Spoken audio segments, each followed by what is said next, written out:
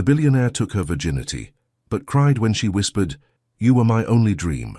Before we explore all the details of this incredible story, tell us where you're following us from and the time. Subscribe to the channel so you don't miss a thing, and let's embark on this journey together. Some choices define us, even when the world doesn't understand them. The fluorescent lights of St. Vincent's University Hospital buzzed overhead as Mirella Dawson checked her watch for the third time in 10 minutes. 11:47 p.m. Her second shift was just beginning, but her body felt like it had been running on fumes for weeks. She tucked a loose curl behind her ear and straightened her scrubs, the same pale blue ones she'd been wearing since her morning classes ended 6 hours ago. "Mirella, we've got a VIP admission coming in," called nurse supervisor Janet from behind the reception desk. "Room 314, confidential patient. No questions, no gossip." Mirella nodded, used to the hospital's occasional high-profile cases. Politicians, local celebrities, sometimes even criminals under police protection. She'd learned not to care about who they were. In her eyes, everyone became the same when they needed healing. She grabbed the admission paperwork and made her way to the third floor, her worn sneakers squeaking softly against the linoleum. Room 314 was at the end of the hall, away from the busier sections. Through the partially open door, she could see a man lying in bed, his back turned toward the window. "Good evening," she said softly, knocking twice before entering. "I'm Mirella, your night nurse. How are we feeling?" The man turned slowly, and their eyes met for the first time. Mirella had seen handsome men before. She worked in a hospital where young doctors strutted around like peacocks. But this was different. His features were sharp yet somehow gentle, with grey eyes that seemed to carry the weight of 1,000 untold stories, dark hair, slightly tousled, and a jawline that spoke of both strength and exhaustion. "I'm fine," he said, his voice deeper than she'd expected. "Just a minor car accident. They're keeping me overnight for observation." She noticed how he avoided her gaze, almost as if he was used to people staring. "Well, let's make sure you're as comfortable as possible. I'm going to check your vitals and see if you need anything for pain." As she approached with the blood pressure cuff, he watched her movements with curious intensity. Most people either flirted shamelessly or treated her like she was invisible. He did neither. "You don't recognize me, do you?" he asked quietly. Mirella paused, studying his face more carefully. "Should I? Are you someone famous?" For the first time since she'd entered the room, he smiled. Not the practiced smile of someone used to cameras, but something genuine and almost relieved. "No," he said. "I'm just Kellen." "Well, just Kellen," she said, wrapping the cuff around his arm. "I'm just Mirella, and right now, that's all that matters." As she pumped the cuff, she felt him watching her. Not in the way men usually did, not with hunger or calculation, but with something that felt almost like wonder. "You have gentle hands," he said softly. Mirella felt heat rise to her cheeks. "Thank you. I try to remember that everyone's scared when they're here, even if they don't show it." "And what about you? Are you scared?" The question caught her off guard.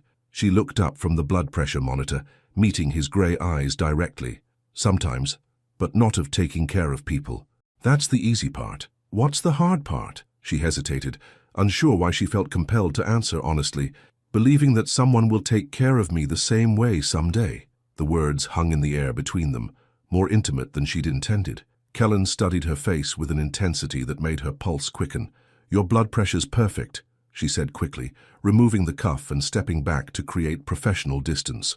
"Thank you." He settled back against his pillows, but his eyes never left her face. "Mirella?" "Yes? What time do you get off work?" She blinked, surprised by the question. 7 a.m., but I have classes at 9, so I'll probably grab coffee and head straight to campus." "Classes?" "Nursing school. I'm finishing my degree." She tucked her hair behind her ear again, a nervous habit. "This job helps pay for it." Kellen nodded slowly, as if filing away every detail. "2 jobs and school. That's impressive." "That's survival," she corrected with a small laugh. "But I don't mind. Everything I'm working for will be worth it." "What are you working for?" The question was simple, but something in his tone made it feel profound. Mirella found herself looking into those grey eyes again, searching for the right words. "A life that matters," she said finally. "One where I can help people and maybe find someone who sees the real me." The monitor beside his bed beeped steadily in the silence that followed.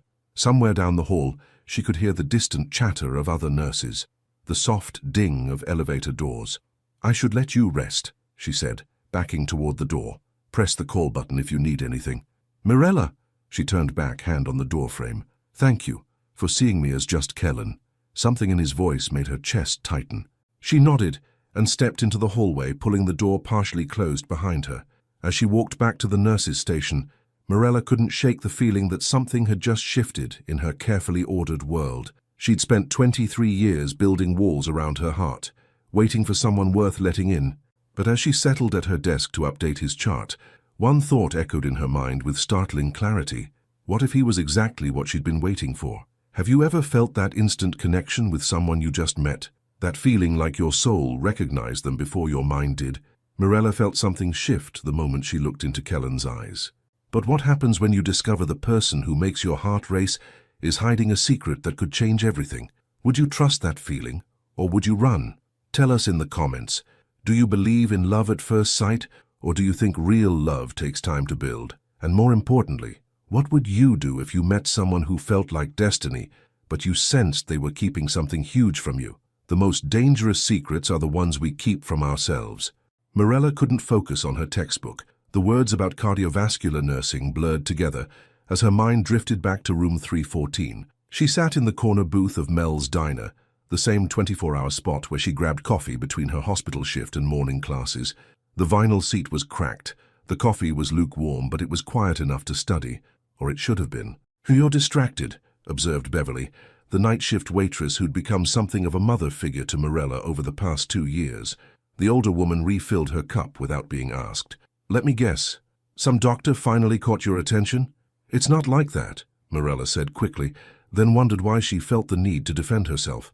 "There was just this patient last night. Something about him was different." Beverly raised an eyebrow. "Honey, in 30 years of watching people, I've learned that different usually means trouble or treasure. Which one you think he is?" Before Mirella could answer, her phone buzzed with a text from her study partner, Carmen. "Girl, you missed Professor Martinez's pop quiz announcement. It's tomorrow on chapters 12-15. "Damn," Mirella muttered, gathering her books. She'd been so distracted that she'd completely zoned out during yesterday's lecture. Back at St. Vincent's that evening, Mirella found herself walking a little faster toward the 3rd floor. She told herself it was just professionalism. Checking on a patient was part of her job. But her heart was beating faster as she approached room 314. The door was slightly ajar, and she could hear voices inside. She paused, not wanting to interrupt. "Sir, the media is asking questions about your whereabouts," came a man's voice, crisp and efficient. "Your absence from the quarterly board meeting has raised concerns about your health. Tell them I'm dealing with a personal matter," came Kellen's familiar voice, but there was an edge to it now that hadn't been there the night before. "And Marcus, make sure my location stays confidential. I don't want any photographers near this hospital." Mirella felt her stomach drop. Media, board meetings, photographers. She backed away from the door, her mind racing. Just how famous was this man? She took a deep breath and knocked, giving them a moment to finish their conversation. "Come in," Kellen called. She entered to find Kellen alone, looking out the window. He'd changed from the hospital gown into his own clothes, an expensive-looking black t-shirt and jeans that probably cost more than her monthly rent. "Good evening," she said, keeping her voice professionally neutral. "How are we feeling today?" "Better," he said, turning to face her. "Much better now that you're here." The comment sent warmth through her chest, but she pushed it aside. "I need to check your incision site and take your vitals. Doctor's orders." As she moved closer with her supplies, she caught a subtle scent. Not cologne, but something clean and expensive. Everything about him whispered money, from his perfect teeth to the way he carried himself. How had she missed it before? "You're quiet tonight," he observed, as she checked his temperature. "Just focused on my work." "That's not it." His grey eyes searched her face. "You heard my phone call, didn't you?" Mirella's hands stilled. She looked up at him, surprised by his directness. "I wasn't eavesdropping. It's okay," he said softly. "I wondered when you'd figure it out." She stepped back, crossing her arms. "Figure what out? That you're some kind of celebrity? That you've been lying to me?" "I never lied. I told you my name was Kellen. I told you I was in a car accident. Everything I said was true, but not complete." He was quiet for a long moment, studying her face. "No, not complete. So who are you, really?" Kellen ran a hand through his hair, and for the first time since she'd met him, he looked uncertain.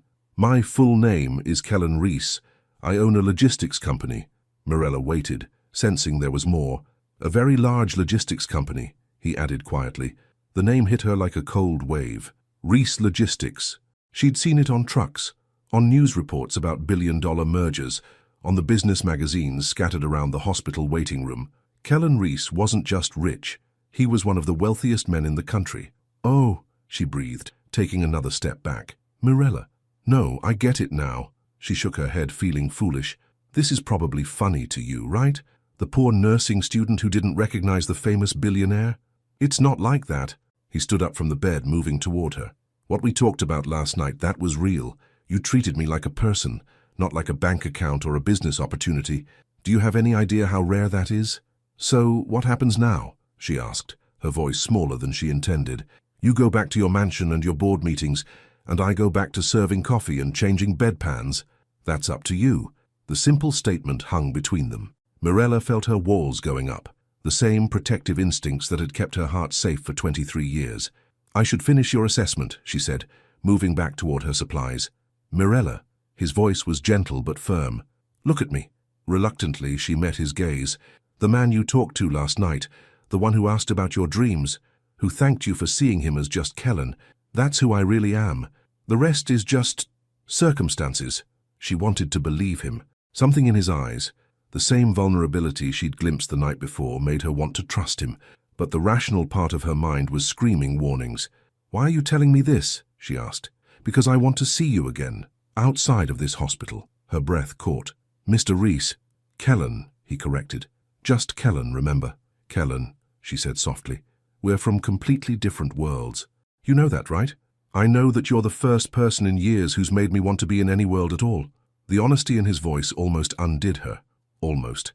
I need to think about this, she said, finishing her vitals check with practiced efficiency. Of course, take all the time you need. He handed her a business card. Simple, elegant, with just his name and a phone number. When you're ready to talk, call me. Mirella took the card, her fingers brushing his for just a moment. The contact sent electricity up her arm. I should go, she said, backing toward the door. Mirella, she paused, hand on the doorframe. For what it's worth, he said quietly, I've never felt more like myself than I did during our conversation last night. As she walked down the hallway, Mirella clutched the business card in her pocket. Her mind was spinning with questions, doubts, and something that felt dangerously like hope. She'd spent her whole life believing that when the right person came along she'd know, but she'd never considered that the right person might come wrapped in complications she wasn't sure she could handle. Back in room 314, Kellen stood at the window, watching her car pull out of the parking lot below. For the first time in 15 years of building his empire, he found himself praying that money and power wouldn't be the things that drove away the one person who mattered. But as Mirella drove home through the quiet streets, she had no idea that her decision would change both their lives in ways neither of them could imagine. Sometimes the heart knows what the mind refuses to accept. 3 days had passed since Kellen's revelation, and Mirella hadn't called. She'd stared at his business card so many times that the elegant lettering was burned into her memory, but she couldn't bring herself to dial the number. You're overthinking again, Carmen said, sliding into the seat across from her in the university library. Her study partner was the opposite of Mirella in every way, bold, outspoken, and never afraid to speak her mind. It's written all over your face. I'm studying, Mirella replied, gesturing to her open textbook on pharmacology. Girl, you've been staring at the same page for 20 minutes. Carmen leaned closer, lowering her voice. This is about that mystery patient, isn't it? The one you won't tell me about. Mirella sighed, closing her book. It's complicated. The best ones always are. What's his deal? Married? Criminal? Secret baby mama? Mirella struggled to find the words. He's successful, very successful, and I think he's genuinely interested in me. Carmen frowned. And that's a problem because people like him don't end up with people like me. Not really. That's the most ridiculous thing I've ever heard. Carmen grabbed Mirella's hands across the table. Honey, you are brilliant, beautiful, and kind. You work 2 jobs while maintaining a 4.0 GPA. You volunteer at the children's ward on your days off. Any man would be lucky to have you. Before Mirella could respond, her phone rang. The caller ID showed the hospital's main number. Mirella, it's Janet. Her supervisor's voice sounded strained. I know it's your day off, but we're short-staffed and we have a situation.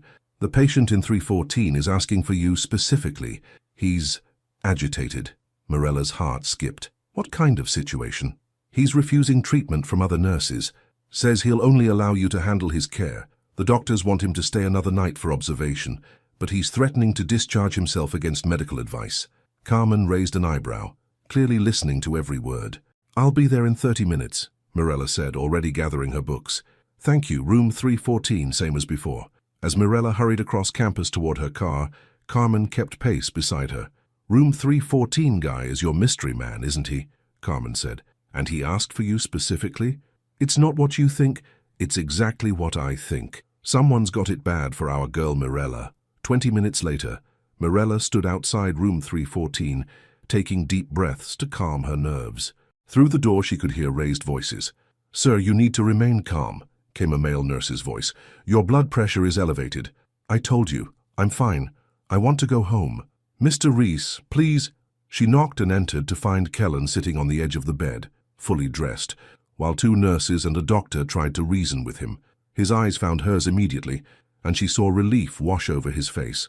Mirella, I'll take it from here, she said quietly to the other staff members. They exchanged glances but stepped back, clearly grateful to pass the difficult patient to someone else. Once they were alone, Mirella crossed her arms and studied him. Really? You're throwing a tantrum because I didn't call? Kellen had the grace to look embarrassed. It wasn't a tantrum, I needed to see you, so you decided to be difficult with my colleagues and make my supervisor call me on my day off. I'm sorry, that was selfish of me. He ran a hand through his hair, a gesture she was beginning to recognize as a sign of his uncertainty.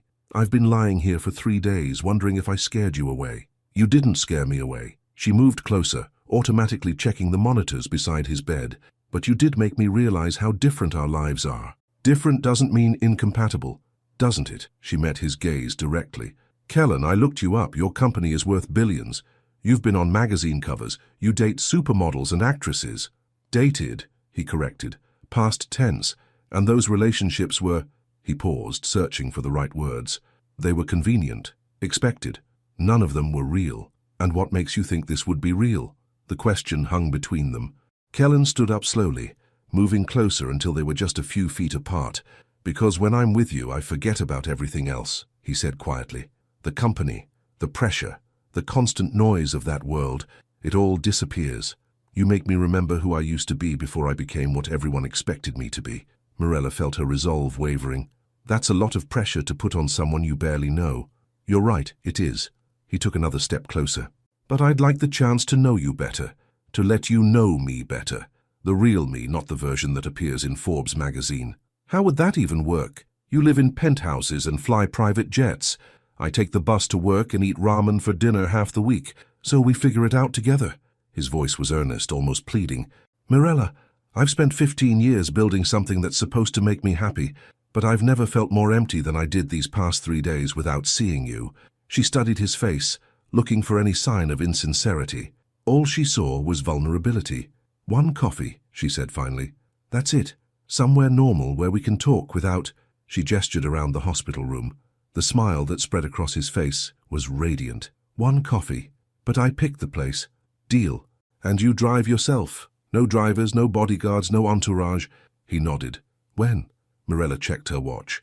I get off work tomorrow at 7 a.m. There's a place called The Grind on 5th Street. It's nothing fancy. Nothing fancy sounds perfect. She backed toward the door, suddenly feeling shy.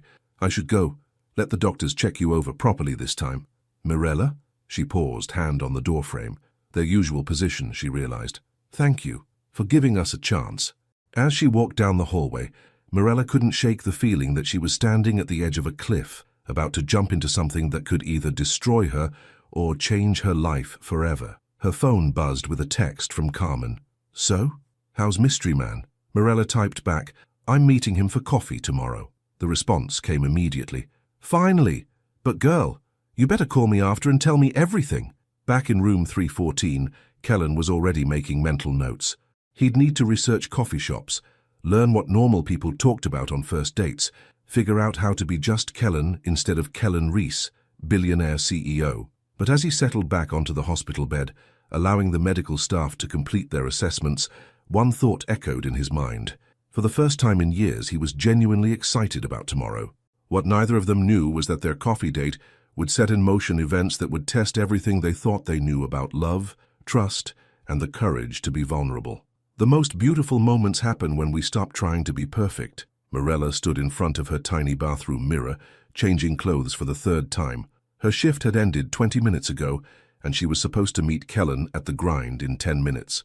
She'd gone from her scrubs to jeans and a sweater, then to a dress that felt too formal, and now back to jeans with a different top. "You're being ridiculous," she told her reflection. "It's just coffee." But even as she said it, she knew it wasn't just coffee. It was the moment that would determine whether the connection she'd felt with him was real or just her imagination. The grind was exactly what she'd hoped. A small, independently owned coffee shop with mismatched furniture, local art on the walls, and the comfortable buzz of neighborhood regulars. Mirella arrived first and chose a corner table where they could talk privately. She was stirring sugar into her latte when she saw him walk through the door. Kellen had clearly made an effort to dress down. Dark jeans, a simple grey Henley, and sneakers that looked like they'd actually been worn before. But even in casual clothes, there was something about the way he carried himself that set him apart. Confidence without arrogance, power held in check. He spotted her immediately and made his way over, pausing to order at the counter first. She watched him interact with the young barista, polite, patient, treating her with the same respect he'd show a business partner. It was a small thing, but it told Mirella something important about his character. "Sorry I'm late," he said, sliding into the seat across from her with a simple black coffee. "I got lost trying to find parking." "You got lost?" "I usually have someone else handle the driving," he admitted with a sheepish smile. "I had to use GPS to get here." The honesty made her relax slightly. "Welcome to how the other half lives. I'm starting to think I've been missing out." They sat in comfortable silence for a moment, each testing their coffee and stealing glances at each other. The morning light streaming through the window highlighted the grey in his eyes, and Mirella found herself thinking that he looked younger somehow, less burdened than he had in the hospital. "Tell me about your family," he said finally. The question caught her off guard. Most men wanted to talk about themselves, their jobs, their accomplishments. "What do you want to know?" "Everything. Where did you grow up? What were your parents like? Do you have siblings?" Mirella wrapped her hands around her mug, using the warmth to ground herself. "I grew up in Detroit. Just me and my mum after my dad left when I was 8. She worked 2 jobs, cleaning office buildings at night and working at a grocery store during the day to keep us afloat. That must have been hard." "It was. But my mum, she was extraordinary. She used to tell me that our circumstances didn't define our worth. That education was the one thing nobody could take away from me." Mirella's voice softened. "She died my senior year of high school. Cancer." Kellen reached across the table and covered her hand with his. The gesture was gentle, comforting without being presumptuous. "I'm sorry. She would have liked knowing I'm about to become a nurse. She always said I had healing hands." Mirella looked down at their joined hands. "What about you? What was your family like?" Kellen's expression shifted, becoming more guarded. "Different. My father built the company from nothing. He was brilliant but ruthless. He died when I was 25 and left me everything. My mother remarried and moved to Italy. We talk occasionally, but," he shrugged, "she preferred her new life without the complications of the business world. That must have been lonely. I threw myself into work. Figured if I could build something bigger, better, more successful than what my father left me, it would prove I was worthy of it." He met her eyes. "I've spent 15 years proving myself to a dead man." The vulnerability in his admission made Mirella's chest tighten. "And what do you want to prove now?" "That I'm worthy of this," he said quietly, gesturing between them. "Of you." The words hung in the air, honest and raw. Mirella felt her carefully constructed walls beginning to crack. "Kellen, I know what you're thinking," he interrupted gently. "That this is crazy, that we barely know each other, that our lives are too different for this to work. And maybe you're right, but I've never felt about anyone the way I feel about you. How do you feel about me?" The question slipped out before she could stop it. He was quiet for a long moment, studying her face. "Like I've been holding my breath for years and just remembered how to breathe. Like every decision I've made, every path I've taken, was leading me to that hospital room where you'd be waiting." Mirella's heart was racing. She'd imagined this conversation 100 times since meeting him, but the reality was more intense than anything she'd prepared for. "I scare myself sometimes," she admitted quietly. "With how much I want things I'm not sure I can have." "What do you want?" The question was simple, but loaded with meaning. Mirella looked around the coffee shop, at the young couple sharing a muffin at the next table, the elderly man reading his newspaper by the window, the barista humming as she cleaned the espresso machine. Normal people living normal lives. "I want someone who sees me," she said finally. "Not what I do for a living or where I come from or what I can give them. Just me. I want to matter to someone the way my mother mattered to my father before he got scared and left. What if I told you that you already matter to me? I'd say that's impossible. You don't even know me. I know that you work 2 jobs and maintain perfect grades because you promised your dying mother you'd become a nurse. I know that you volunteer at the children's ward because you understand what it's like to be afraid and alone. I know that you see people, really see them, in a way that most people have forgotten how to do." Mirella stared at him, surprised by how much he'd observed, how much he'd understood from their brief interactions. "I know that you've never been with anyone because you're waiting for something real," he continued. "And I know that you're scared right now because what you're feeling for me is real, and that's terrifying when you've spent your whole life protecting your heart." The accuracy of his words took her breath away. "How do you—" "Because I'm scared too," he said simply. "I've built my entire life around control, around knowing exactly what to expect from every situation. And you make me want to throw all of that away and just trust that this feeling is worth the risk." They sat in silence again, the weight of their honesty settling between them. Around them, the coffee shop continued its morning rhythm, but Mirella felt like they were in their own private bubble. "So what do we do now?" she asked. "We take it one day at a time, one coffee at a time, until we figure out if this is something worth fighting for." Mirella looked into his grey eyes and saw her own hope reflected back at her. For the first time in her life, she was ready to take a leap of faith. "Okay," she said softly. "One day at a time." Kellen's smile was radiant. "Are you free for dinner tomorrow night? I work until 11. Then breakfast the next morning? I have class." "I'm very patient," he said, his eyes twinkling with amusement. "And very persistent." Mirella laughed, surprised by how natural it felt. "Friday night, 7 o'clock, but somewhere normal, no 5-star restaurants or private clubs. I know just the place." As they prepared to leave, Kellen insisted on walking her to her car. The morning air was crisp, and Mirella pulled her jacket tighter around herself. "Thank you," he said, as they reached her beat-up Honda Civic, "for giving me a chance." "Thank you for being worth it," she replied. He leaned down and kissed her cheek softly, his lips lingering for just a moment longer than necessary. The simple contact sent warmth through her entire body. "I'll call you," he promised. As Mirella drove toward campus for her afternoon classes, she couldn't stop smiling. For the first time in years, the future felt full of possibility instead of just responsibility. But as she pulled into the university parking lot, she had no idea that across town, Kellen was already planning something that would change everything, something that would test whether their newfound trust could survive the weight of his world. Some moments are so perfect, you wish you could live in them forever. Friday couldn't come fast enough. Mirella found herself checking her phone constantly, waiting for Kellen's calls and texts that had become the highlight of her days. Their conversations ranged from deep philosophical discussions about life and purpose to silly debates about whether cereal counted as soup. "You're glowing," Carmen observed as they walked out of their advanced pharmacology exam. "Like, literally glowing. This mystery man is good for you. It's just nice to have someone to talk to," Mirella said, but she couldn't hide her smile. "Girl, when you start wearing lip gloss to study group, it's more than nice to talk to. You're falling for him."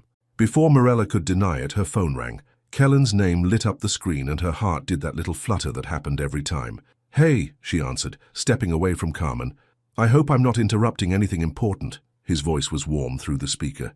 "Just finished an exam, what's up? I wanted to confirm our plans for tonight, and I need your address so I can pick you up." Mirella hesitated. Her apartment was in a run-down complex on the wrong side of town, peeling paint, broken elevator, and neighbors who played music too loud. The thought of Kellen seeing where she lived made her stomach clench with embarrassment. "Actually, why don't I meet you at the restaurant?" she suggested. "Mirella," his voice was gentle but firm, "I'm picking you up. That's what people do on dates. This isn't really my neighborhood's demographic," she said quietly. "I don't care about your neighborhood. I care about you." The simple statement made her chest tighten. After a moment, she gave him her address. "I'll see you at 7, he said. "And Mirella, wear something comfortable. We're going to have fun." At exactly 7 o'clock, Morella heard a knock on her door.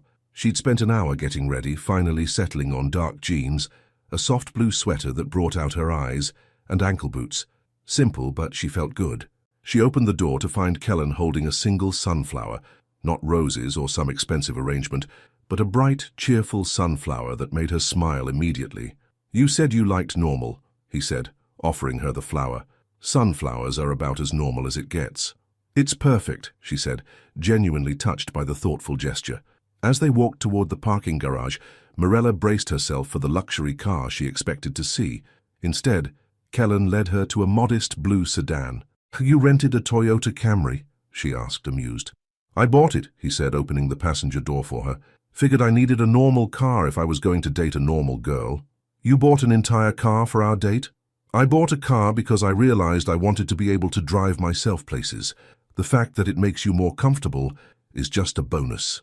As they drove through the city, Kellen kept the conversation light and easy. He asked about her exam, told her funny stories about learning to navigate traffic without a driver, and played music he'd researched because he thought she might like it. "Where are we going?" she asked, as they pulled into a parking lot next to what looked like a carnival.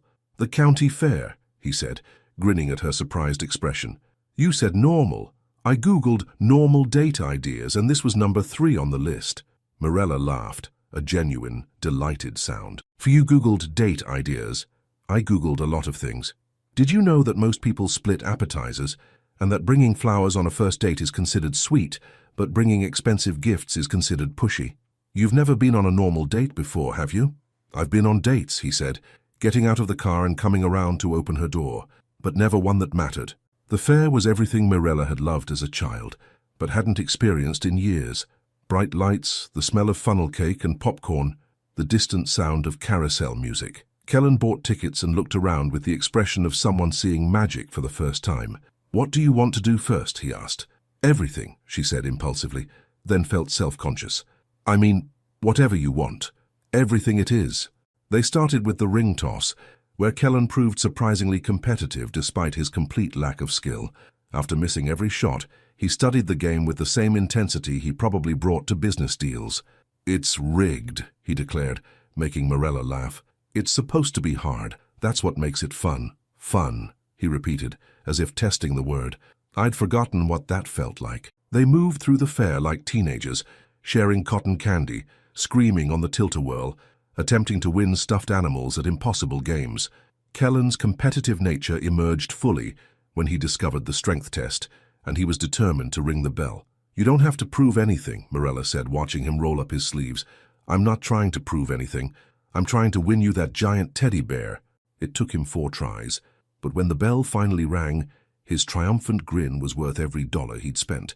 He presented her with an enormous brown teddy bear with a ridiculous bow tie. "I can't carry this around all night," she protested, laughing. "Then we'll have to take him on all the rides with us." As the evening progressed, Morella watched Kellen transform. The careful control he usually maintained slipped away, replaced by genuine laughter and childlike wonder. When they got stuck at the top of the Ferris wheel, he didn't check his phone or seem impatient. He just looked out at the city lights spread below them. "It's beautiful," he said quietly. "It is," she agreed, but she wasn't looking at the lights. She was looking at him, his profile lit by the carnival glow, his grey eyes soft with contentment. "Morella?" He turned to meet her gaze. "Yeah? Thank you for this, for showing me what I've been missing. You were the one who planned this date, but you're the one who made me want to try." He reached over and took her hand, intertwining their fingers. "I spent so many years building walls around myself, I forgot what it felt like to let someone in." "And how does it feel?" "Terrifying," he said honestly. "And perfect." The Ferris wheel began moving again, but neither of them looked away from each other. When they reached the bottom, Kellen helped her out of the seat, his hand lingering on hers. "One more ride?" he asked. "The carousel," she said impulsively. "I always wanted to ride the carousel." They climbed onto painted horses side by side, and as the music played and the world spun around them, Morella felt like she was living in a dream. Kellen reached over and squeezed her hand as their horses rose and fell in perfect rhythm. "I have a confession," he said over the music. "What?" "I've never been happier than I am right now." The honesty in his voice made her heart skip. "Kellen, I know it's crazy. I know we barely know each other, but being with you feels like coming home." As the carousel slowed to a stop, Mirella realized she was falling. Not just attracted to him, not just curious about him, but genuinely, deeply falling in love with this man who bought a Toyota Camry and Googled date ideas because he wanted to make her happy. They walked back to the car in comfortable silence, the giant teddy bear tucked under Kellen's arm. When they reached her apartment building, he walked her to the door. "I had the best time," she said, turning to face him under the flickering porch light. "So did I." He stepped closer, close enough that she could see the flecks of silver in his grey eyes. "Mirella? Yes? I'd like to kiss you, if that's okay." Instead of answering, she rose up on her toes and met him halfway. The kiss was soft, tentative at first, then deeper as she melted into him. His hands came up to cup her face, gentle and reverent, as if she were something precious. When they finally broke apart, both were breathing hard. "Wow," she whispered. "Yeah," he agreed, resting his forehead against hers. "Wow." "I should go inside," she said, but made no move to leave. "You should," he agreed, but didn't step away. They stood there for another moment, reluctant to end the perfect evening. "I'll call you tomorrow," he promised. "I'd like that." As Mirella watched him drive away, she hugged the ridiculous teddy bear to her chest and allowed herself to acknowledge the truth she'd been fighting. She was completely, irrevocably in love with Kellen Reese. What she didn't know was that upstairs in her apartment, a message was waiting on her answering machine, one that would shatter the perfect bubble they'd created and force them both to confront the reality of their different worlds. And a message that would test whether their newfound love could survive the harsh light of truth. Sometimes reality has a way of crashing into our dreams when we least expect it. Mirella floated into her apartment, still feeling the warmth of Kellen's kiss on her lips. She set the giant teddy bear on her small couch and headed toward the kitchen to put the sunflower in water. The red light on her answering machine blinked insistently. 3 messages waiting. She pressed play while filling a makeshift vase from an old mason jar. "Mirella, it's Carmen. Girl, you better call me and tell me everything about tonight." She smiled, already planning to call her best friend in the morning. "Miss Dawson, this is Dr. Sterling's office calling to confirm your interview for the pediatric nurse internship next Tuesday at 2 p.m. Please call to confirm." Her heart leapt. The internship at Children's Memorial Hospital was her dream job, working with kids while finishing her degree. She'd forgotten the interview was scheduled. The 3rd message made her blood run cold. "Mirella Dawson, this is Veronica Walsh from City Style magazine. I understand you've been spending time with Kellen Reese. I'd love to chat with you about your relationship. There's compensation involved, of course. Call me at..." She stared at the machine in shock. How did a magazine reporter even know about them? They'd been so careful, so private. Her hands shook as she deleted the message, but the damage was already done. Their perfect bubble had burst. Her phone rang, making her jump. Kellen's name appeared on the screen. "Hey," she answered, trying to keep her voice normal. "I just wanted to make sure you got inside safely," he said, and she could hear the smile in his voice. "And to tell you again, what an amazing night I had." "Kellen," she interrupted, "we need to talk." "What's wrong? You sound upset." "A reporter called me from some magazine. She knows about us." The silence that followed was deafening. "Kellen? I'm here. I'm just thinking." His voice had changed, becoming more guarded. "What did she say exactly?" Mirella repeated the message, and she heard him curse softly under his breath. "This is my fault," he said. "I should have been more careful. I should have warned you this might happen." "What does this mean?" "It means our private little world just became very public. Mirella, you need to know, when people find out I'm dating someone, especially someone who isn't part of this world, it becomes a story. They'll dig into your life, your past, your family." Mirella sank onto her couch, the reality of his words hitting her like a physical blow. "They'll what?" "They'll want to know everything about you, where you work, where you go to school, who your friends are. They'll paint you as either a gold digger trying to trap me or a saint who's saving my soul. Either way, they'll make you into a character in their story instead of letting you be yourself. But we've only been on 2 dates. That doesn't matter to them. The fact that I'm dating anyone is news. The fact that you're..." He paused. "That I'm what? Different from the women I usually date. They'll either tear you down or put you on a pedestal, but either way, your privacy is gone." Mirella felt tears burning behind her eyes. "I can't handle that, Kellen. I can't have reporters calling me, digging into my mom's death, talking to my professors or co-workers. I have an internship interview next week that could change my entire future. I know, I'm so sorry, I never wanted this to happen. But you knew it could happen. Another silence, this one loaded with admission. Yes, he said quietly. I knew it could happen. And you didn't tell me. I hoped. I thought maybe we could have more time before they noticed. I wanted to protect what we had for as long as possible. Morella closed her eyes, feeling the fairy tale crumbling around her. You should have told me. You're right. I was selfish. I was so desperate to feel normal, to have something real, that I convinced myself the outside world didn't matter. But it does matter, doesn't it? Your world, your life. It matters because it's who you are. No, he said fiercely. Who I am is the man who bought a Toyota Camry and spent 3 hours at a county fair because it made you smile. Who I am is the person I become when I'm with you. But you can't separate those things, Kellen. You can't just turn off being a billionaire when it's convenient. What are you saying? Morella took a shaky breath. I'm saying maybe we're fooling ourselves. Maybe this was just a beautiful dream, but it's time to wake up. Don't do this. His voice was raw with panic. Don't let them win before we've even had a chance to fight. I'm not equipped to fight this battle. I'm a nursing student who works 2 jobs and eats ramen for dinner. I can't handle photographers following me to class or reporters calling my professors. Then I'll handle it. I'll hire security. I'll have my lawyers send cease and desist letters. And that just proves my point. Morella stood up, pacing her small living room. Your solution to everything is money and power. But I don't want to live in a world where I need security guards to go to the grocery store. So what do you want me to do? Give up everything I've built? I don't know. The words came out as a cry. I don't know what I want you to do because I don't know how to make this work. They were both quiet for a long moment, the weight of their impossible situation settling between them. Maybe, Kellen said finally, his voice barely above a whisper. Maybe you're right. Maybe I was selfish to think I could have both, my life and you. Kellen, no, you're right. You deserve someone who can give you a normal life, someone who won't bring chaos and media scrutiny into your world, someone who can take you on dates without worrying about paparazzi. Tears were streaming down Morella's face now. That's not what I meant. Isn't it? His voice was getting stronger, more controlled. You're scared, and you have every right to be. I shouldn't have put you in this position. I'm not scared of them, she said, surprising herself with the truth. I'm scared of losing myself.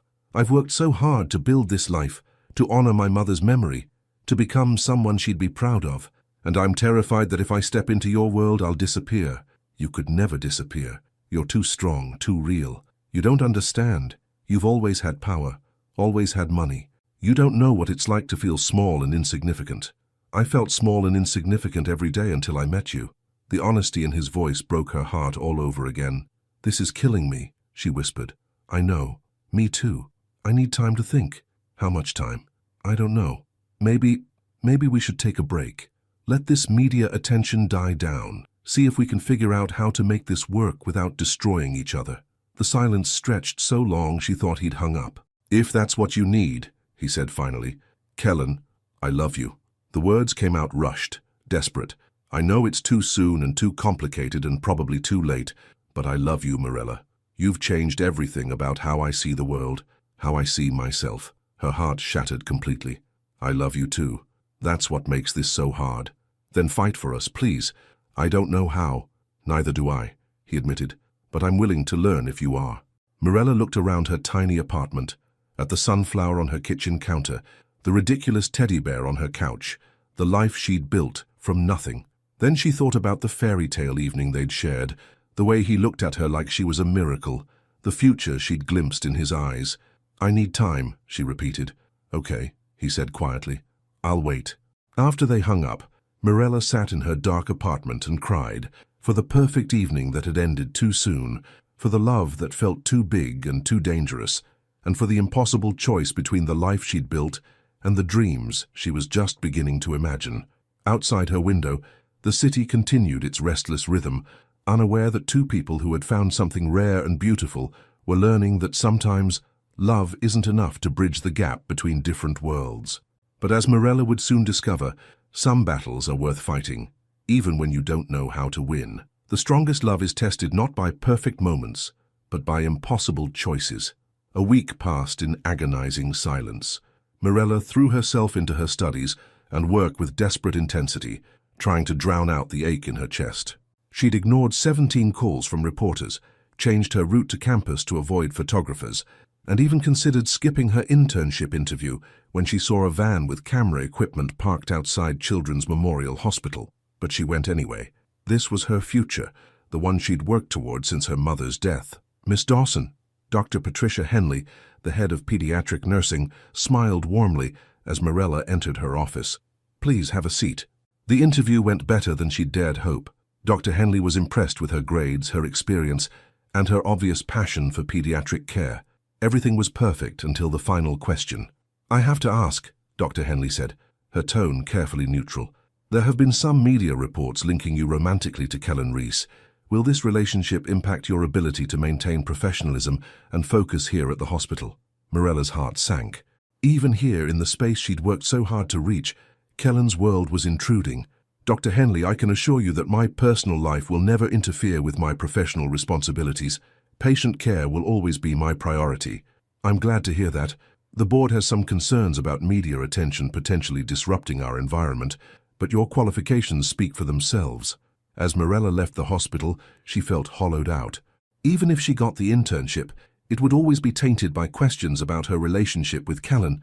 She was becoming exactly what she'd feared, defined by someone else's life instead of her own accomplishments. Her phone rang as she reached her car. Carmen, thank God you finally answered, her friend said breathlessly. Girl, you cannot keep hiding from me. I've been worried sick. I'm fine. No, you're not. You look like hell, you haven't been eating, and you've been avoiding everyone. What happened with Mystery Man? Mirella leaned against her car, suddenly exhausted. It's complicated.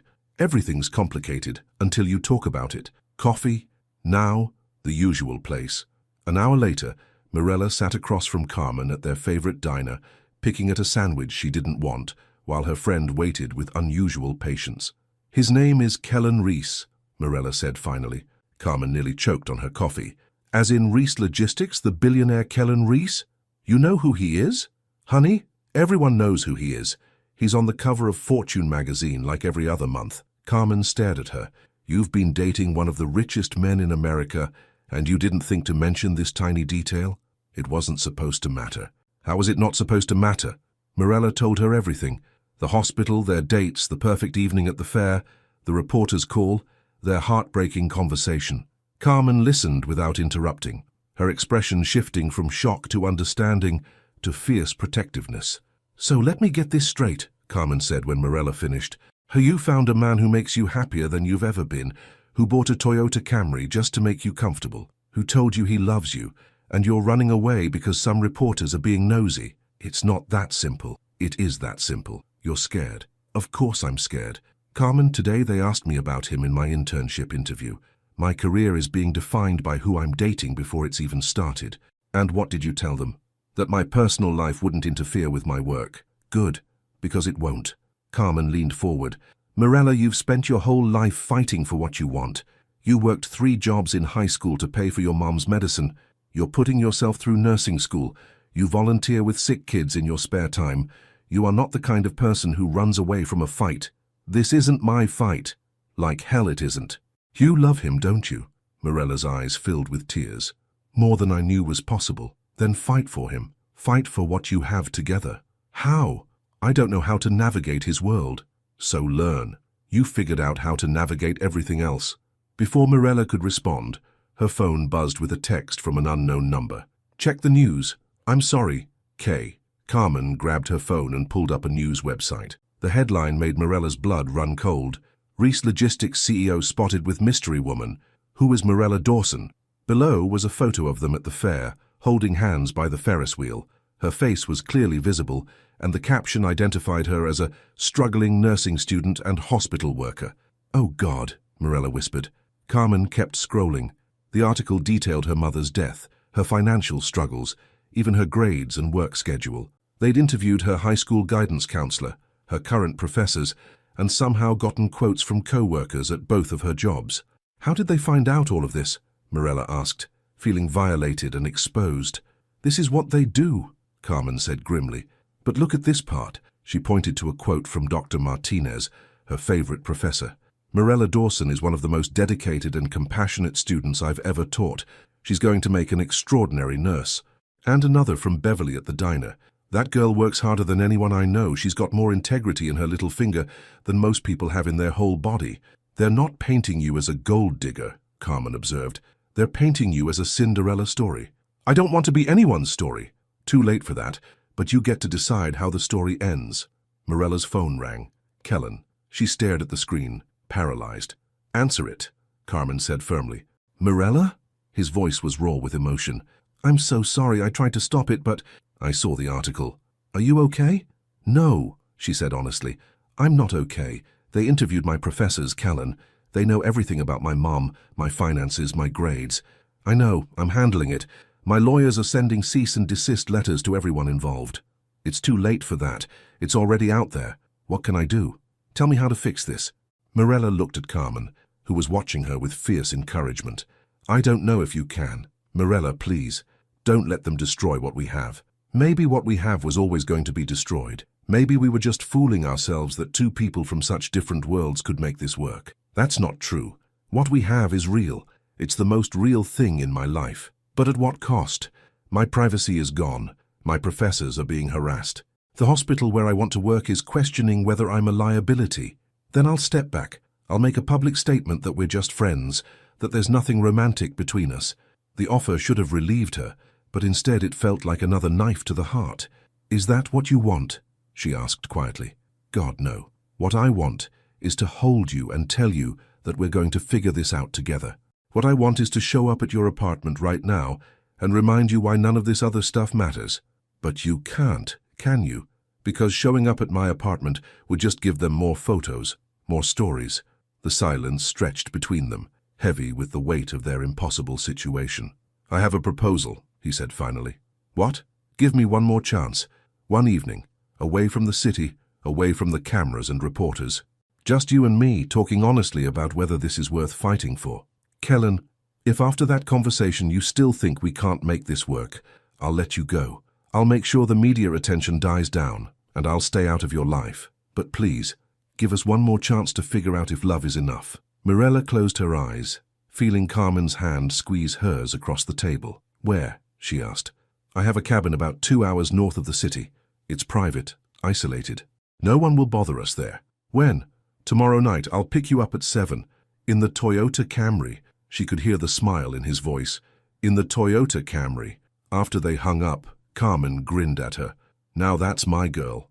You're going to fight for your man. I'm going to listen to what he has to say, Morella corrected. That's all. Sure, Carmen said with a knowing look. And I'm going to become a professional ballerina. As Morella drove home, she tried to quiet the voice in her head that whispered this was a mistake. But a louder voice, one that sounded suspiciously like her mother, was saying something different. Sometimes the biggest risk is not taking one at all. Tomorrow night would determine whether their love story was ending or just beginning. Some conversations change everything, not because of what's said, but because of what's finally understood. The drive to the cabin was quiet, filled with the kind of tension that comes from two people who have too much to say and don't know where to start. Morella watched the city fade into rolling hills and dense forest, each mile taking them further from the chaos of their complicated reality. Kellen's cabin wasn't what she'd expected. Instead of the massive luxury retreat she'd imagined, it was a modest 2-bedroom structure, nestled among tall pines, with a stone fireplace and a wraparound porch that overlooked a small lake. Simple, peaceful, and completely private. It was my grandfather's, Kellen explained as they pulled into the gravel driveway. He built it himself in the 1960s. It's the only place I've ever felt completely myself. Inside, the cabin was rustic but comfortable, handmade furniture, quilts that had clearly been loved for decades, and walls lined with books and old photographs. Kellen moved around the space with an ease she'd never seen in him before, lighting the fireplace and opening windows to let in the cool evening air. Are you hungry? He asked. I brought dinner. You cooked. I ordered from that Italian place you mentioned liking, the one near campus. He gestured toward the kitchen counter, where several containers waited. I figured we should eat before we'd talk. They sat at the small wooden table by the window, sharing pasta and talking carefully around the real issues. Kellen told her about summers spent here as a child, learning to fish with his grandfather and helping build the dock that stretched into the lake. Morella found herself relaxing despite everything, drawn into stories of a simpler time when his biggest concern was whether the fish were biting. He was the only person who ever saw me as just a kid, Kellen said, refilling her wine glass. Not the heir to anything, not someone with responsibilities and expectations, just a boy who liked to skip stones and catch fireflies. Is that why you brought me here? To be just a boy again? I brought you here because this is where I come to remember who I really am, and I wanted you to see that person. After dinner, they moved to the porch swing, wrapped in an old quilt as the sun set over the lake. The silence between them was comfortable now, but heavy with unspoken words. Mirella, Kellen said finally, I need to tell you some things. About my life, about what being with me really means. And then you need to decide if you can handle it. She nodded, steeling herself for whatever was coming. The media attention will never completely go away, he said. Even if we're careful, even if we try to stay private, there will always be interest in who I'm dating, who I marry, what kind of life we build together. That's the reality of who I am. I know. But there are ways to manage it. We can control how much access they have, how much of our life we share publicly. We can create boundaries. What kind of boundaries? We keep our relationship private for now. No public appearances together, no social media posts, no interviews. We build something real between us first, away from all the noise. And when we're ready, if we're ready, we control how and when we go public. Mirella considered this. And if I don't want to go public, ever, then we don't. We find ways to have a life together that doesn't require media attention. Is that even possible? I don't know, he admitted honestly, but I'm willing to try if you are. They swung gently in the evening breeze, watching fireflies dance over the water. There's something else, Kellen said quietly. About my expectations, about what I want from this relationship. Mirella tensed, waiting. I don't want to change you, he continued. I don't want to turn you into someone who fits into my world. I fell in love with who you are. The woman who works 2 jobs and studies until 2 a.m., who brings sunflowers to patients and remembers everyone's coffee order. I want to find ways to fit into your world, not the other way around. But your world is so much bigger than mine. Size doesn't matter. What matters is meaning. He turned to face her. My world is full of people who want things from me. Money, connections, status. Your world is full of people who need things from you. Care, healing, hope. Guess which one feels more important? Mirella felt tears threatening. Kellen, I've been thinking about this all week, he interrupted gently, about what really matters to me, and I realize that everything I've built, everything I've accomplished, means nothing if I don't have someone to share it with, someone real. But I can't be your whole world. That's too much pressure. I'm not asking you to be my whole world. I'm asking you to be my home base, the place I come back to when everything else gets crazy, the person who reminds me who I am underneath all the rest of it. And what do you offer me in return? The question was blunt, but necessary. Kellen thought for a long moment before answering. Security, he said finally. Not just financial, though that's part of it. Security to pursue your dreams without worrying about student loans or working 2 jobs. Security to take risks, to fail, to try again. And, he paused, seeming to gather courage, and someone who will love you exactly as you are, for as long as you'll let me. Mirella's heart was racing. That's a lot to promise. I know, but I mean every word. They sat in silence again, the weight of his words settling between them. In the distance, a loon called across the water, its haunting cry echoing off the trees. I'm scared, Mirella admitted finally. Of what? Of losing myself. Of becoming someone I don't recognize. She looked at him directly. Of falling so completely in love with you that I forget how to be me. What if I promise to remind you? How? By loving all the parts of you that made me fall in love in the first place. By supporting your career, your dreams, your independence. By never asking you to be anything other than exactly who you are. And what if the media attention becomes too much? What if I can't handle it? Then we figure out a different way.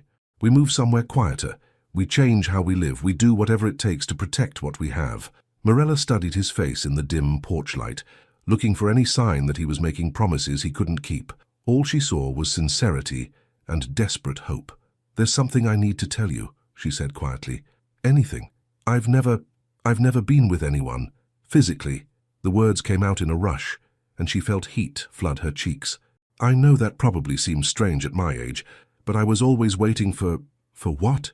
For someone who felt like forever. Kellen went very still. And do I feel like forever? That's what scares me most, she whispered. Because yes, you do. He reached for her hand, intertwining their fingers. Mirella, that's not something you need to be scared about.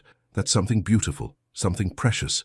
And if you choose to trust me with that gift, I promise I'll treasure it, even knowing that I have no idea what I'm doing, especially knowing that, because it means whatever we build together will be ours alone. The intensity in his voice made her heart skip. She looked out at the lake, at the reflection of stars on the dark water, and felt something shift inside her, a decision crystallizing, courage gathering. Kellen? Yes, I don't want to wait anymore. He turned to face her fully, searching her eyes. What are you saying? I'm saying that I love you, and I'm tired of being afraid. And if we're going to figure out how to make this work, we need to start trusting each other completely. Are you sure? Instead of answering with words, she leaned forward and kissed him. This kiss was different from their first, deeper, more urgent, full of promise and possibility. When they broke apart, both were breathing hard. Stay with me tonight, she whispered against his lips. Not because of the media or the complications or any of that, but because I want to, because I choose you. Kellen cupped her face in his hands, his thumbs brushing away tears she didn't realize had fallen. Are you absolutely certain? Because once we cross this line, everything changes. I'm certain, she said firmly.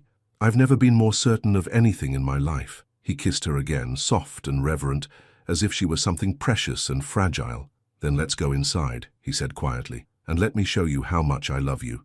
As they stood and walked toward the cabin door, hand in hand, Mirella felt like she was stepping across a threshold into a new life. One where love was worth the risk, where trust was stronger than fear, and where two people from different worlds could create something entirely their own. Tonight, under a canopy of stars and away from the noise of the world, they would write the most important chapter of their love story. In the quiet moments between heartbeats, souls recognize their home. The cabin felt different as they stepped inside, charged with anticipation and tenderness. Kellen led her to the living room, where the fireplace cast dancing shadows on the walls. He didn't rush, didn't push. Instead, he simply held her hands and looked into her eyes. We don't have to do anything you're not ready for, he said softly. We can just hold each other, talk more, take our time. I know, Mirella replied, her voice steady, despite the flutter in her chest. But I don't want to wait anymore. I've been waiting my whole life for this feeling, for this person, for you.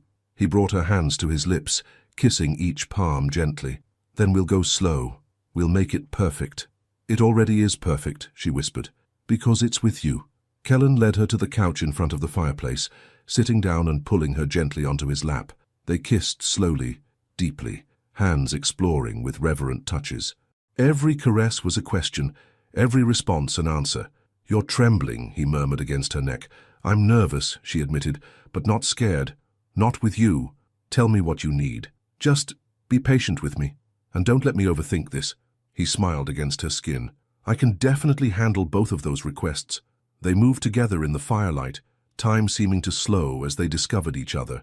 Kellen worshipped her with touches and whispers, making her feel cherished and beautiful. When she hesitated, he waited. When she was ready to continue, he followed her lead. Mirella, he breathed as they moved toward the bedroom. You are the most beautiful thing I've ever seen. I love you, she said, the words coming from the deepest part of her heart. I love you so much it scares me. I love you too, more than I knew was possible. In the soft lamplight of the bedroom, they came together with a tenderness that brought tears to both their eyes. Kellen was patient, gentle, reverent, making their first time together everything Mirella had dreamed it could be. Afterward, they lay wrapped in each other's arms, hearts still racing, foreheads touching in the intimate silence. Are you okay? He asked softly, his fingers tracing patterns on her bare shoulder. I'm perfect, she whispered, and meant it completely. That was beautiful, he finished. You were beautiful. She nestled closer to him, feeling safe and complete in a way she'd never experienced before. Is it always like that? No, he said honestly. It's never been like that for me before. What we just shared, that was something else entirely. They talked quietly in the darkness, sharing dreams and fears, making plans and promises. Kellen told her about his hopes for the future, not just business expansions and acquisitions, but simple things like lazy Sunday mornings and family dinners. Mirella shared her vision of the pediatric ward she wanted to run someday, the children she hoped to help heal. I want to meet your mother, she said suddenly. Kellen stiffened slightly. She's complicated, very European, very formal. She has strong opinions about who I should be with. What kind of opinions? The kind that involve family lineage and social standing, he admitted reluctantly. She's not going to understand what I see in you. Because I'm not rich? Because you're real. My mother has spent so many years in that artificial world that she's forgotten what authentic looks like. Mirella propped herself up on her elbow to look at him. But you want her approval anyway. I want her to see what I see when I look at you. But more than that, I want you to feel welcome in every part of my life. And I will. We'll figure it out together. As dawn approached, they made love again, this time with less nervousness and more confidence, Mirella discovering her own power and desire. Kellen showed her how beautiful passion could be when it was wrapped in love and trust. I have to ask you something, Mirella said, as they watched the sunrise through the bedroom window. Anything. That first night in the hospital, when you said you'd never felt more like yourself, did you mean that? Every word. Then promise me something.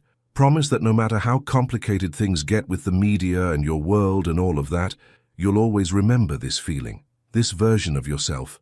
I promise, but only if you promise the same thing. Promise me that no matter how overwhelming my world becomes, you'll never lose sight of who you are, the woman who changed my life just by seeing me as human. I promise. They sealed their promises with kisses as soft as the morning light. Later, over coffee and the simple breakfast Kellen had packed, they talked about practical things, how to handle the media attention, when to tell their friends and families, how to navigate the challenges ahead. I want to be transparent with you about something, Kellen said as they sat on the dock, feet dangling in the lake water. There will be people who try to convince you that I'm not worth the trouble, people who will offer you money to walk away, or try to dig up dirt to use against you. I can handle that. I know you can, but I want you to know that if it ever becomes too much, if you ever need protection or support, you just have to ask. I'll do whatever it takes to keep you safe. And I want you to know, Mirella said, taking his hand, that I'm not going anywhere. Not because of reporters or photographers or disapproving relatives. I'm in this, Kellen, completely. Even though it won't be easy, especially because it won't be easy. The best things in life never are. They spent the rest of the morning planning their return to reality. They would keep their relationship private for now, but they would be together. Kellen would help Mirella handle the media attention, and she would help him remember what it felt like to be human. As they packed up the cabin and prepared to drive back to the city, Mirella felt like a different person than the one who had arrived the night before. Not because of what they had done physically, but because of what they had chosen emotionally. They had chosen each other despite all the obstacles. "Ready?" Kellen asked, holding the car door open for her. "Ready," she said, and climbed into the Toyota Camry that had become a symbol of everything she loved about this man. As they drove back toward their complicated reality, both knew that the real test of their love was just beginning, but they also knew that they would face it together, armed with the unshakable knowledge that what they had found was worth fighting for. The cabin disappeared in the rearview mirror, but the magic of what had happened there would stay with them forever. They had crossed a threshold from which there was no return, and neither of them wanted to go back anyway. But as they re-entered the city, neither could have predicted the curveball that was waiting for them, one that would test their newfound commitment in ways they never saw coming. The greatest love stories are written not in perfect moments, but in the courage to choose each other when everything else falls apart. 3 weeks had passed since their weekend at the cabin, and Mirella had never been happier.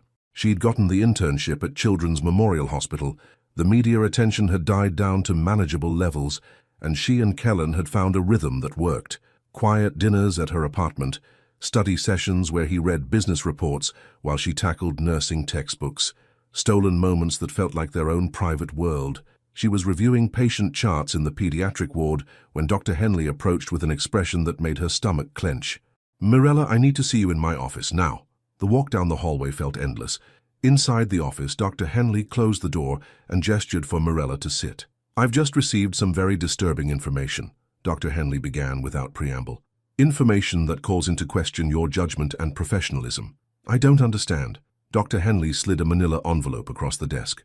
"These photos were delivered to the hospital board this morning, along with a letter suggesting that your relationship with Mr. Reese began while he was a patient under your care." Mirella's hands shook as she opened the envelope. Inside were photographs of her and Kellen at the fair, at the coffee shop entering her apartment building. But the damning photo was one she'd never seen before, taken through the hospital window, showing her holding Kellen's hand while he was still in his hospital bed. This appears to show an inappropriate relationship between a nurse and her patient, Dr. Henley continued. A serious breach of professional ethics. It wasn't like that, Morella said desperately. I didn't even know who he was when I first treated him, and we didn't start dating until after he was discharged. The photo suggests otherwise. The photo is misleading. I was checking his pulse and he was thanking me for my care. Nothing inappropriate happened while he was my patient. Dr. Henley studied her carefully. The board is concerned about the appearance of impropriety. They're questioning whether you can maintain appropriate professional boundaries. Dr. Henley, please, you know my work, my dedication to these children. I would never compromise patient care for personal reasons. I believe that, but the board has voted to suspend you pending a full investigation. The words hit Morella like a physical blow. Suspended? Effective immediately. You'll need to gather your personal belongings and leave the premises. But my patients, the children I'm working with, will be reassigned to other nurses. Morella felt her world crumbling around her. Everything she'd worked for, everything she'd sacrificed was being destroyed by someone who had taken a private moment and twisted it into something ugly. Who sent these photos? She asked. The envelope came with no return address.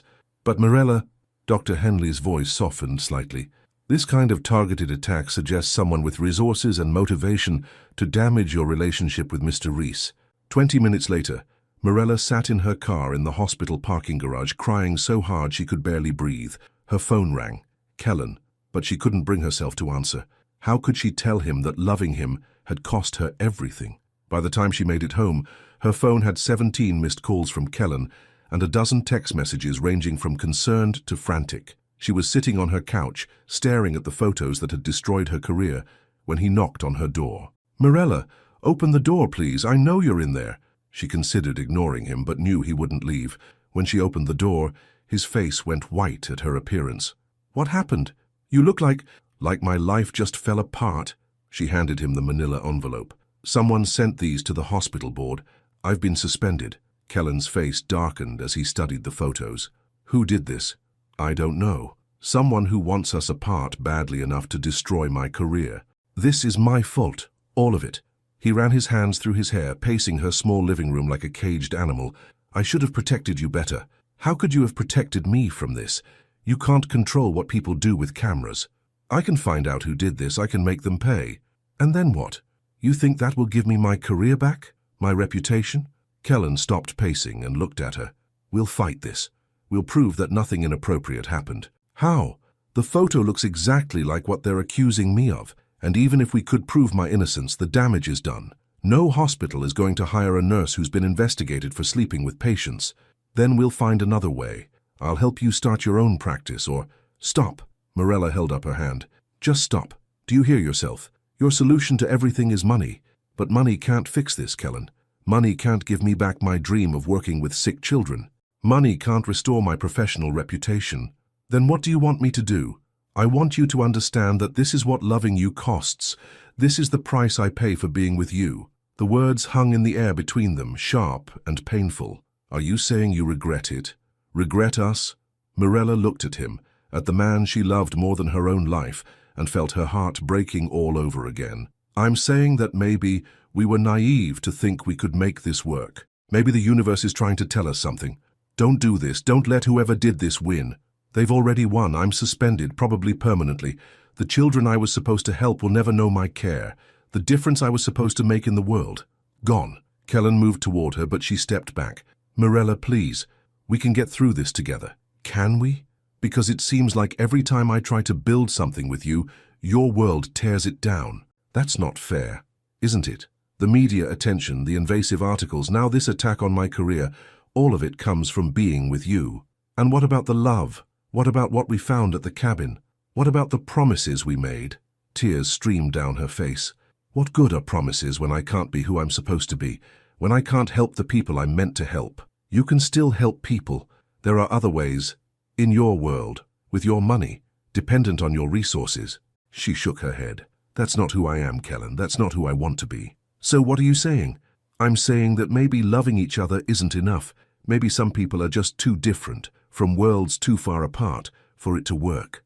Kellen stared at her for a long moment, his face a mask of pain and disbelief. You're giving up, he said quietly. On us. On everything we built. I'm being realistic, something you've never had to be. That's not true, and you know it. Do I? Because from where I'm standing, it looks like you live in a world where problems can be solved with lawyers and money and influence. But my problems are real, Kellen. My career is real. My reputation is real.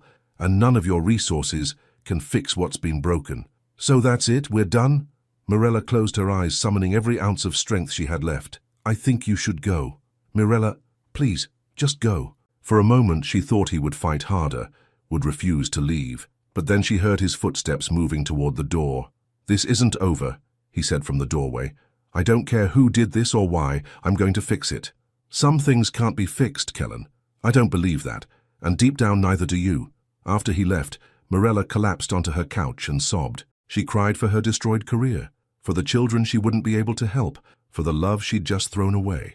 But mostly, she cried because she was afraid that Kellen was right, that she was giving up on the most beautiful thing that had ever happened to her because she was too scared to fight for it. Outside her window, the city continued its relentless pace, unaware that two people who had found something miraculous were learning that sometimes love asks you to risk everything, and sometimes the price feels too high to pay. But in the darkness of her despair, Mirella had no idea that Kellen was about to do something that would change everything, something that would prove just how far he was willing to go to fight for their love. Sometimes the most beautiful endings are really just new beginnings in disguise. 6 months later, the morning sun streamed through the large windows of the newly opened Dawson Children's Wellness Center, illuminating the cheerful murals that decorated the walls. Mirella stood in the main playroom, watching as 8-year-old Tommy carefully arranged blocks while his mother sat nearby, finally able to smile after months of worry about her son's recovery. Dr. Dawson, a young nurse appeared at her elbow. Your 10 o'clock appointment is here. Thank you, Jessica. I'll be right there. Dr. Dawson. It still gave her chills to hear it. After everything that had happened, the suspension, the investigation, the months of uncertainty, she'd never imagined she'd be here now, running her own pediatric practice and working toward her doctorate in child psychology. Mirella? She turned to see Carmen walking through the center's front door, grinning widely and carrying a bouquet of sunflowers. You couldn't resist, could you? Mirella laughed, accepting the flowers. It's your 6-month anniversary. Of course I brought sunflowers. Carmen looked around the bustling center with pride. Look at this place. Look at what you built. Mirella followed her gaze, taking in the sight of children playing, parents smiling, her carefully selected staff providing the kind of holistic care she'd always dreamed of offering. The center wasn't just a medical facility, it was a place of healing and hope. I couldn't have done it without you, Mirella said softly, without everyone who believed in me when I didn't believe in myself. Speaking of everyone, Carmen's tone became carefully casual. Have you heard from him? Mirella's smile faltered slightly. Carmen, I'm just asking. It's been 6 months and I know you miss him. Of course I miss him, but you know why we can't. Actually, I think there's something you should know. Carmen pulled out her phone and showed Mirella a news article. This came out yesterday. The headline read, Reese Logistics CEO donates $50 million to establish foundation for healthcare workers' legal defense. Mirella's hands shook as she read the article. Kellen had created a foundation specifically to help healthcare workers who faced legal challenges for standing up for their patients or maintaining their ethical standards. The article mentioned that the first recipient would be a nurse who had been wrongfully suspended for alleged professional misconduct. He's been fighting for you this whole time, Carmen said quietly. He hired the best investigators, found out who sent those photos, had them prosecuted. Did you know it was his ex-girlfriend's father, someone who thought destroying your career would drive you away? Mirella stared at the phone screen, tears blurring her vision. The hospital reinstated your license 2 months ago, Carmen continued. Full apology, cleared record, everything. He's been waiting for you to be ready to hear from him. Why didn't you tell me sooner? Because you needed to rebuild yourself first. You needed to know that you could stand on your own, create something beautiful from the ashes. And you did. Carmen gestured around the center. This place exists because of your strength, your vision, your determination, not because of his money or influence. Before Mirella could respond, Jessica appeared again, looking flustered. Dr. Dawson, there's someone here to see you. He says it's important, but he doesn't have an appointment. Who is it? He said his name was Kellen. He's waiting by the children's garden. Mirella's heart stopped. Through the window, she could see a familiar figure sitting on a bench in the small outdoor space she'd designed for the children's therapy sessions. He looked different, older somehow, more serious, but also more at peace. "Go," Carmen said, squeezing her hand. "Go talk to him." Mirella walked through the center on unsteady legs, past the cheerful chaos of healing children and caring families, toward the garden where her past was waiting to meet her future. Kellen stood when he saw her approaching. He was holding a single sunflower. Not fancy, not expensive, just simple and perfect. "Hi," he said softly. "Hi." They stood there for a moment, drinking each other in. He looked good, healthy and strong, but there was something in his eyes that spoke of months of pain and determination. "I heard about the foundation," she said finally. "I promised I would fix it. It took longer than I wanted, but—" He shrugged. "Sometimes the right thing takes time. Kellen, let me say this first. Please." He took a step closer. "I've spent 6 months learning how to fight for someone I love without trying to control the outcome. I've learned the difference between fixing things and supporting someone while they fix things themselves. What does that mean? It means I'm not here to rescue you or offer you my world. I'm here to ask if there's room in your world for me." Mirella felt tears threatening. "My world is complicated now. I work long hours. I'm going back to school for my doctorate. This place demands everything I have. I know. I've been watching from a distance, making sure you had everything you needed to succeed. And you have succeeded, Mirella. Look at what you've built." He gestured toward the center. "This place is saving lives every day. You've been watching?" "Not intrusively. I needed to know you were okay, that you were happy. And am I? Happy?" He studied her face carefully. "You're fulfilled. You're making a difference. You're exactly who you were meant to be." He paused. "But I don't think you're completely happy, because I don't think I am either." "What are you saying?" "I'm saying that I've tried to go back to my old life, tried to convince myself that what we had was just a beautiful dream. But I can't, because you didn't just change how I see the world, Mirella. You changed who I am at my core." "How?" "I sold the company." Mirella stared at him in shock. "You what?" "I sold Reese Logistics, kept a small stake for income, but I'm not running it anymore." He smiled at her expression. "I realized that I built something impressive, but you built something meaningful, and I wanted to build something meaningful too." "What are you going to do?" "I'm starting small, a logistics company that specializes in getting medical supplies to underserved communities. Nothing fancy, nothing that will make headlines, just something that matters." "Kellen, I know it doesn't solve everything. I know we still have obstacles to work through. But I also know that the best thing that ever happened to me was falling in love with a woman who saw past everything I thought I was and helped me become who I was supposed to be." He held out the sunflower. "So I'm asking, Mirella Dawson, if you'd like to try again, not as a billionaire and a nurse, but as two people who want to build something beautiful together." Mirella took the flower, her hands shaking. "Are you sure? Really sure? Because I can't go through losing you again. I've never been more sure of anything in my life. The question is, are you willing to trust us one more time?" She looked around the garden, at the center she'd built from determination and hope, at the life she'd created from the ashes of her dreams. Then she looked at Kellen, really looked at him, and saw not the overwhelmingly powerful businessman who had once intimidated her, but the man who had bought a Toyota Camry and learned to win stuffed animals at carnival games because it made her happy. "There's something I need to tell you first," she said. "Anything. That night at the cabin, when I told you that you were my only dream." She stepped closer to him. "I meant it. And even after everything that happened, even when I was angry and hurt and afraid, you never stopped being my dream. Mirella, let me finish. You were right that night when you said I was giving up. I was scared of how much I loved you, scared of losing myself in your world, but I've learned something these past 6 months." "What?" "I learned that loving someone doesn't mean losing yourself. It means finding the courage to become the best version of yourself." She reached for his hands. "And the best version of me is the woman who falls asleep in your arms and wakes up ready to change the world." Kellen's smile was radiant. "Is that a yes?" "That's a yes. To trying again, to building something together, to believing that love really can conquer anything if we're brave enough to fight for it." He pulled her into his arms and kissed her, soft and sweet and full of promise. Around them, the garden bloomed with the same hope that was blossoming in their hearts. "I love you," he whispered against her lips.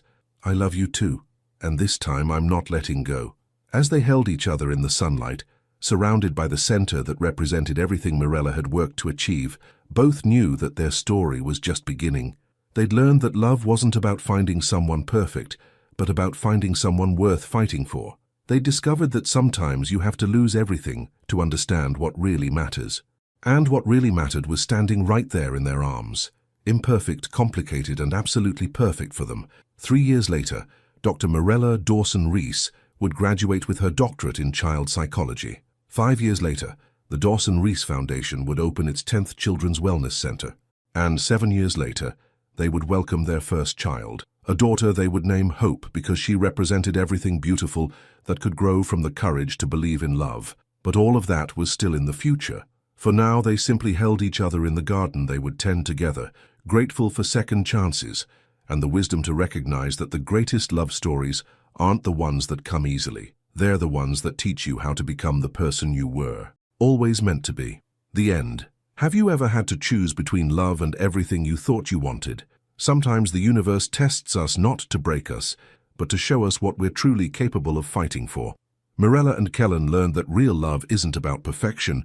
It's about finding someone worth growing with, worth struggling alongside, worth becoming your best self for. What would you have done in Mirella's situation? Would you have fought for love even when it seemed to cost everything? And what do you think is the most important lesson from their story? Your participation in this channel is very important. Please leave your opinion in the comments. Thank you so much for watching until the end. If you enjoyed this story, don't forget to subscribe to the channel, leave a like, and comment your thoughts. Your participation is very important to us. See you next time.